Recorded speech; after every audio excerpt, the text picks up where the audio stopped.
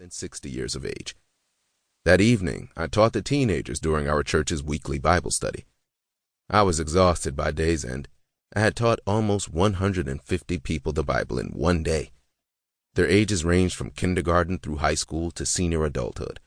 The challenge of the day, though, was that I taught the exact same Bible lesson in all three experiences. With only enough time to prepare one message, I taught that same message to multiple generations. Even without distinct notes for each, the teaching seemed to be well received and easily understood. I did not notice it then, but I was learning on the job how to communicate effectively to multiple generations. That Wednesday was perhaps only eclipsed by an even more overwhelming Sunday. I was still a 20-something youth pastor and associate minister at the same church. It was during the second of 3 Sunday morning services we host at our main campus. I was in the middle of a sermon in teen service when an emergency happened. Our senior pastor had gotten stuck in his travel between our multi-site church campuses. It was time for the sermon in the adult worship service. He was not going to make it back in time. I had to preach in his place. A leader politely interrupted teen church to inform us of the emergency. She insisted that I complete my message in 5 minutes because I had to be in the main sanctuary to preach in 10 minutes.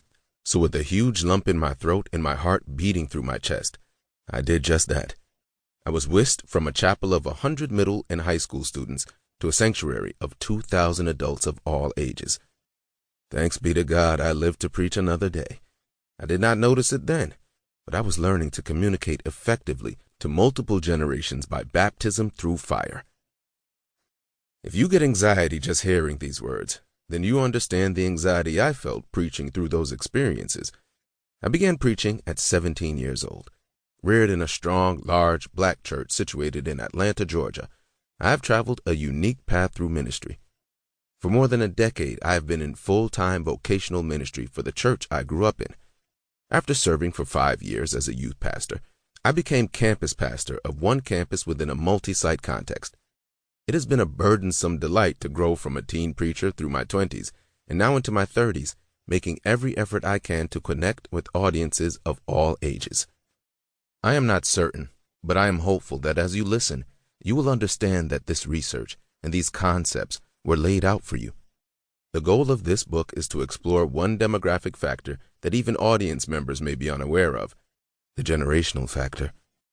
This book shares the characteristics, skills, and rhetorical strategies of effective intergenerational preaching. We will explore how generational science can inform how a preacher crafts sermons to reach people of different age groups. The spirit of this book is intended to improve the ability of listeners to communicate more effectively with people of different generations. I will share my struggles and experiences. We will examine some research, and together, we will move forward more encouraged to do the work it will take to leave no generation unreached by our message. 1. Generational science and its many benefits. It nearly shook me to my core when I finally noticed what was happening.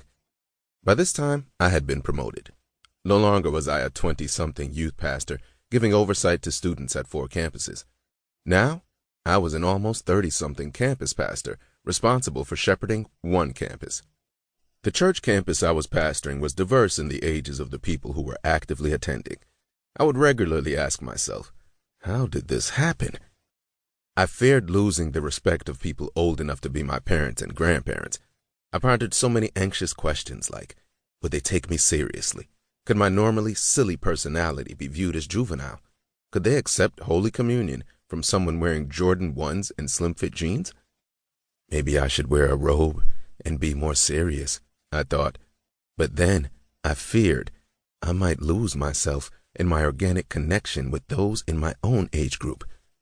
Not to mention that my years as a youth pastor lingered in my mind as the glory days, where I could easily connect with an age group otherwise foreign to many adult communicators, teenagers. I was not ready to let go of whatever it was about me that helped teens see me as someone they enjoyed hearing. For almost 7 years, I pastored and preached with these thoughts influencing almost everything I did. One Sunday, I would wear a cassock and wingtip boots. The next Sunday, I would wear a t-shirt and jeans. My frantic wardrobe choices